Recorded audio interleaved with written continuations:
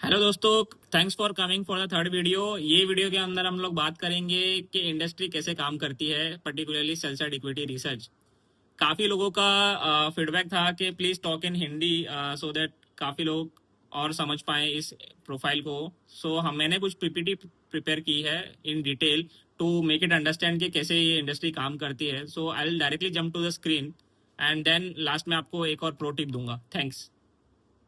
Okay दोस्तों, starting with the sell side research. तो sell side research में broadly हम लोग ब्रोकरेज हाउसेस को क्लासीफाई करते हैं। Firstly is your domestic brokers and second are the MNC brokers. तो डोमेस्टिक ब्रोकर्स कौन है इंडिया के अंदर जो लार्ज ब्रोकर्स हैं? तो some of the brokers are like ICI securities, HDFC securities, Axis capital, Kotak institutional equities, JM financial, Motilal Oswal, et cetera et cetera. So domestic broker, actually broker का role क्या होता है वो मैं आपको समझा देता हूँ। तो अगर आपने एनी टाइम अगर आप ट्रेडिंग करते होंगे इक्विटीज़ के अंदर, तो आपने अपने डीमैट अकाउंट्स खुलवाए होंगे एंड एक प्लेटफॉर्म के थ्रू आप ट्रेडिंग करते होंगे, लाइक जीरोदा हो गया, ग्रो हो गया, एक्सेट्रा एक्सेट्रा। वैसे ही इंस्टीट्यूशनल इन्वेस्टर्स, बेसिकली जो भी बड़े म्यूचुअल फंड्स हैं, बड़े पीएमएस हैं, एएफ्स हैं, इन लोगों को भी एक प्लेटफॉर्म चाहिए होता है to trade for the equities. So ये लोग क्या करते हैं, जैसे हम लोग जीरोदा के पास में या फिर एक्सेट्रा एक्सेट्रा ब्रोकर्स के पास में अपने डीमैट अकाउंट खुलवाते हैं, अपने ट्रेडिंग अकाउंट खुलवाते हैं, basically not demat, trading account खुलवाते हैं। वैसे ही ये लोग इन सारे इंस्टीट्यूशनल ब्रोकर्स के पास में अकाउंट खुलाते हैं। तो ब्रोकर्स आपका डोमेस्टिक भी हो सकता है या फिर एमएनसी भी हो सकता है। मैं इसके बाद में एमएनसी भी समझाता हूँ। लेकिन इनका मेन कोर रोल क्या होता है कि ये लोग अपने इंस्टीट्यूशनल ब्रोकर्स को एक प्लेटफॉर्म प्रोवाइड करते हैं जिससे वो लोग ट्रेडिंग कर सकते हैं। इसके साथ साथ में अब आप बोलोगे कि ब्रोकर क्यों चाहिए, म्यूचुअल फंड अपना खुद का नहीं खोल सकता है क्या? म्यूचुअल फंड अपना खुद का नहीं खोल सकता because they are not allowed as per the SEBI, because वो रेगुलेशन में इम्पैक्ट आ जाता है and there can be implication in in in terms of के बहुत सारी news can be leaked and on that news आप फ्रंट रनिंग करके पैसे कमा सकते हो एंड स्पेकुलेशन हो सकता है। तो सेबी वो डिबार्ड करता है। इसलिए वो लोग अपने अकाउंट्स खुलवाते हैं इन सारे ब्रोकर्स के पास में। ये सारे ब्रोकर्स क्या काम करते हैं बेसिकली? ये सारे ब्रोकर्स जो डोमेस्टिक ब्रोकर्स होते हैं उनके 2 से 3 आर्म्स होते हैं, वर्टिकल्स होते हैं। तो firstly is your brokerage house, जिसके अंदर वो लोग आपको प्लेटफॉर्म प्रोवाइड करते हैं, उसके अगेंस्ट में फीस चार्ज होती है, दैट इज ब्रोकरेज इनकम जिसको बोलते हैं। सेकेंडली इनका एक इन्वेस्टमेंट बैंकिंग आर्म होता है जिसमें ये आईपीओस लाते हैं कंपनीज के एंड वो आईपीओस फंड्स को पिच करते हैं एंड देन वहाँ से उनकी एक फीस जनरेट होती है, that is the second one. Thirdly is research also. So research is a bundled with brokerage income only. तो वो आपको मैं डिटेल में, जब हम लोग और डिटेल में आगे जाएंगे या फिर आपके कुछ स्पेसिफिक क्वेश्चन होंगे तो उसमें मैं समझाऊंगा कि रिसर्च को ब्रोकरेज से कैसे कनेक्ट किया जाता है। बिकॉज जितने भी एनालिस्ट काम करते हैं सेल साइड के अंदर, वो अपने रिसर्च म्यूचुअल फंड्स और मैनेजर्स को या फिर बड़े लार्ज इंस्टीट्यूशनल इन्वेस्टर्स को प्रोवाइड करते हैं एंड उसके बेसिस पे रैंकिंग मिलती है इन सारे एनालिस्ट को और इस ब्रोकरेज हाउस को। उस रैंकिंग के बेसिस पे आपका नेक्स्ट मंथ का या नेक्स्ट क्वार्टर का बिजनेस डिपेंड होता है। सो लेट्स से अगर आपको X Y Z mutual fund ने किसी एक्स वाई जेड ब्रोकर को एक Q1 के अंदर लेट्स से उन्होंने 100 रुपये का बिजनेस दिया है, अगर आपके एक्स वाई जेड ब्रोकर के एनालिस्ट ने म्यूचुअल फंड्स को अगर और अच्छी सर्विस दे दी, कुछ अच्छी टिप्स, नॉट टिप्स बट और अच्छी रिसर्च रिपोर्ट दे दी और अच्छी उनके सर्विस कर दी, तो वो सर्विस के बदले हमको वो लोग रैंकिंग देंगे और वो रैंकिंग के बेस पे हमारा नेक्स्ट क्वार्टर का बिजनेस डिपेंड करता है। सो लेट्स से अगर 5 पॉइंट्स की रैंकिंग है एंड 5 में से वी गेट 5 on 5, तो हमारा जो 100 करोड़ का धंधा एक Q1 के अंदर था, तो next quarter we might get 150 crore, 150 rupees का धंधा। तो दैट्स वाई ये जैसे धंधा बढ़ेगा, धंधा मीन्स ट्रेडिंग जितनी वो लोग कर रहे हैं, तो जितनी वॉल्यूम का अमाउंट का धंधा करेंगे उस, क्योंकि उसके बेसिस पे हमारी ब्रोकरेज इनकम डिपेंड होती है। तो सेल साइड में मेन जो टास्क होता है firstly is to get right votes through your research. So that is the one thing. अभी मैं broadly I also help you to cover के इसमें और कौन से ब्रोकर्स होते हैं। तो that is second one is your MNC brokers. You already know Goldman सैक्स, Morgan Stanley, JP Morgan, Citi, UBS, Nomura, CLSA, ये सारे are the global MNC and global houses of brokerage houses. So you can either apply, मतलब आप depend करता है कि आपको कहाँ जाना है एंड कहाँ पे काम करना है। So you can either apply in domestic brokerage house and MNC brokerage house. Clients मोटा मोटी सबके सेम ही होते हैं, but since MNCs and global houses जो हैं वो थोड़े बड़े होते हैं, तो उनके अंदर एक्सपोजर ऑफ एफआईआईस का थोड़ा ज़्यादा होता है, मतलब सिंगापुर के फंड्स। बट आजकल क्या है कि जितने भी मैंने डोमेस्टिक भी बताए ऊपर, वो लोग भी they are started targeting a lot of clients from outside India also, FII जिसको बोलते हैं। तो वो डिसीजन आपका है कि आपको किस में जाना है। So I am on into the domestic ones. अभी इसका फ्रेमवर्क कैसा होता है, मतलब once you go into the sell side, so normally क्या फ्रेमवर्क होता है एंड कैसे आप लोग काम करोगे इसके अंदर। सो फर्स्टली अगर आप लोग ज्वाइन करते हो तो आप लोग ऐसे एसोसिएट ज्वाइन करोगे, which is the bottom part of this pyramid. तो इसमें एसोसिएट का रोल मेजरली क्या होता है। एसोसिएट, एज एन एसोसिएट आप फ्रेशर हो तो आपसे एक्सपेक्टेशन होता है कि आप फाइनेंशियल मॉडल बनाओ, आप काफ़ी ज़्यादा इंडस्ट्री डेटा ट्रैक करो, उसको कलेक्ट करो, उसको अपनी एक्सेल मेंटेन करो, अपने डेटा पॉइंट्स को मेंटेन करो प्रॉपर, उन डेटा पॉइंट्स के ऊपर अपनी रिपोर्ट्स बनाओ, कुछ अर्निंग कॉल सुनो, उनके नोट्स बनाओ, न्यूज़ कुछ आ रही है सेक्टर के ऊपर उनके न्यूज़ बनाओ, एंड आप अपने एनालिस्ट को और लीड एनालिस्ट को, सेक्टर एनालिस्ट को आप वहाँ पे सपोर्ट करो। फिर जैसे जैसे आप आगे काम करते जाओगे, 1 साल 2 साल, तो वो आप एसोसिएट से एनालिस्ट बन जाते हो। अभी यहाँ पे क्या है कि एमएनसी एंड डोमेस्टिक के अंदर इसमें थोड़ा चेंजेस होता है। यहाँ पे आप जब ज्वाइन करते हो एमएनसी के अंदर, वहाँ पे आप एनालिस्ट के रोल पे पहले जाते हो and then you become associate.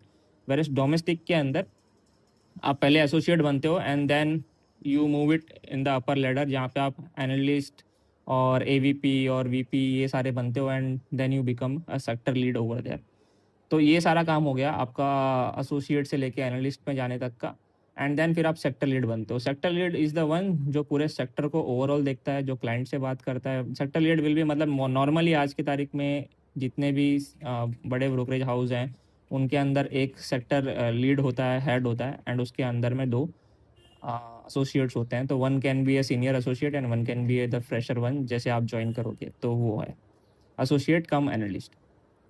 तो सेक्टर लीड का मेन काम क्या होता है, सेक्टर लीड थीसिस बनाता है बेसिकली कि इस कंपनी को मेरे को कैसे पिच करना है क्लाइंट्स को, इस कंपनी के वैल्यूशंस कैसे जस्टिफाई करने हैं। ऑब्वियसली वो आप लोगों की हेल्प लेगा ड्यूरिंग दिस जर्नी, एंड फिर वो ही विल कीप ऑन ट्रैकिंग के नए आइडियाज़ कैसे ढूंढे हैं, और क्लाइंट को क्या रिक्वायरमेंट है, तो नए क्लाइंट से क्या सर्विस देने के लिए हम और कैसे हमारे वोट्स इंक्रीज कर सकते हैं। तो he will broadly framing those kind of work. Then उनके ऊपर आते हैं head of research. So head of research का मेन रोल होता है कि जो सारा रिसर्च डेस्क है किसी भी ब्रोकरेज हाउस के अंदर, उस सारे रिसर्च के डेस्क को पूरा स्ट्रेटेजिकली चीज़ें देखे एंड उसको पूरा कंट्रोल करे। तो this is the broad framework जिसमें आप associate analyst and sector analyst, sector lead I mean, and then HOR के रोल पे जा सकते हो। एंड एचओआर के ऊपर हेड ऑफ इक्विटी भी होता है। सो head of equity will be generally dealing with both the side, जो आपका ब्रोकरेज भी देखेगा एंड मतलब brokerage, research and investment banking, ये तीनों आर्म को वो लीड करेगा। इंक्लूडिंग बहुत सारी जगह पे डेरिवेटिव आर्म भी होता है, जहाँ पे डेरिवेटिव्स की ट्रेडिंग होती है, तो वो भी हेड ऑफ इक्विटी ही डील करेगा। नो डाउट उनके नीचे हेड ऑफ डेरिवेटिव आ जाएगा, but head of equity will be main. Now moving down to के इसके लिए सबसे बेसिक एक कोई रेगुलेशन रिक्वायरमेंट होती है क्या सर्टिफिकेट की, बिकॉज सेबी रिक्वायर्स के अगर आप का नाम आ रहा है रिपोर्ट के ऊपर, then you should have the NISM certificate which is a mandatory certificate.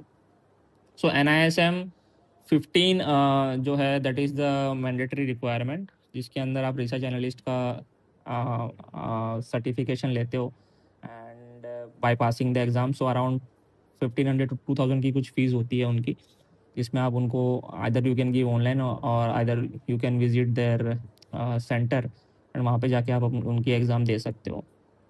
So this is the mandatory requirement कि NISM अगर आप एज ए CA हो या CFA हो या फिर कोई भी अदर प्रोफेशनल हो, एंड अगर those want to come into equity research, तो आपको NISM एग्ज़ाम क्लियर करना is mandatory. NISM 15 is the chapter head, तो वो आपको करना ज़रूरी है, बिकॉज दिस सर्टिफिकेट रिक्वायर कि आप वो सारे रेगुलेशन पढ़ो जो रिसर्च एनालिस्ट को एप्लीकेबल होता है। अदरवाइज अगर आपके पास NISM सर्टिफिकेट नहीं होगा तो आपके आपके नाम पे रिपोर्ट नहीं जा सकती। बेसिकली आपके सेक्टर लीड का नाम ऊपर आता है एंड देन फिर आपका नाम नीचे आता है इनिशियली पीरियड में। तो अगर आपका नाम नीचे आ रहा है then also you required the NISM certificate. Now अभी मैं हाल डायरेक्टली जम के क्या क्या एक्चुअल रिक्वायरमेंट होती है एंड ये सारे टॉपिक्स जो यहाँ से मैं ले रहा हूँ ये इंडिविजुअल वाइज हर एक वीडियो में अपन डिस्कस करेंगे विद प्रैक्टिकल एग्जाम्पल। तो अगर आप लोगों ने किसी ने कुछ इन पे काम कर रखा है तो feel free happy to put it in the comment box कि हम लोगों ने इस पे ये चीज़ काम किया है, बिकॉज ये सारी चीज़ें ही आपको इक्विटी रिसर्च रोल के अंदर डायरेक्टली लैंड करेगी। तो हम लोगों को as separately as compare to others हम लोग कैसे स्टैंड आउट हों एंड मैं कैसे एंटर हुआ था particularly because I entered in 2021। उस टाइम पे मतलब नॉट बहुत ज़्यादा टाइम नहीं हुआ है बट स्टिल 2021 के अंदर काफ़ी ज़्यादा रिसोर्सेज अवेलेबल नहीं थे, बट जो भी अवेलेबल थे मैंने उनसे सीखा and then I pitch into lot of sell side analyst and brokerage houses को मेल डालता था cold call and then eventually ये मुझे अपॉर्चुनिटी मिली to enter into the equity research profile. So अभी इसमें फर्स्टली क्या होता है, firstly what you need is that a financial modelling. तो financial modelling is nothing but a 3 statement model. मैंने मेरे प्रीवियस वीडियो में बताया था कि जिसमें income statement, balance sheet, cash flow, ये 3 चीज़ मेन होता है जिसको हमको आगे फोरकास्ट करना होता है। लेकिन इन ये तीनों चीज़ का फोरकास्ट एक हमारा जो सबसे इंपॉर्टेंट होता है that is the revenue model of the company and the capex forecast of the company, capex and the debt forecast of the company.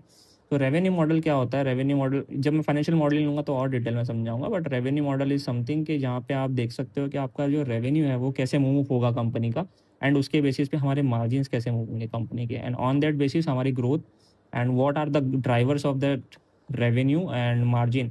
ये सारी चीज़ों को हम उस revenue model cum margin and working capital capex sheet के अंदर project करते हैं एंड देन फिर उसको लिंक करके आगे के फोरकास्ट बनाते हैं।